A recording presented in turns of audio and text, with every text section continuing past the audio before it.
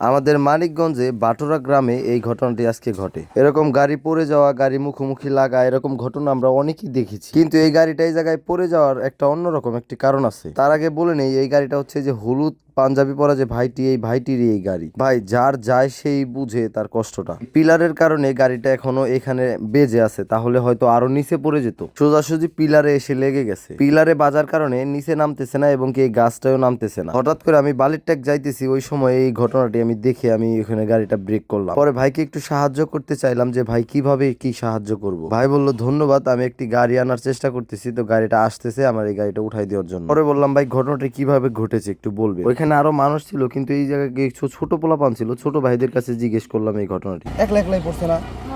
এমনি কোনো গাড়ির সাথে লাগছিল না, হ্যাঁ? একলা একলাই দুজনকে বমির ভিতরে পড়ছিল না, কোনে পড়ছিল? ওই জনে বমি এই পলিথিনে মনে করলেন বেগের দিতে হ্যাঁ, পিছলা তো বমি এই লিগা মানে রাস্তার ভিতরে একটা ময়লা ফেলাইছে, ময়লার উপরে চাক্কাটা রাইখা স্লিপ কেটে পড়ে গেছে। হাই হাই, আরে গাছের লিগে তাও বাইসা রয়েছে।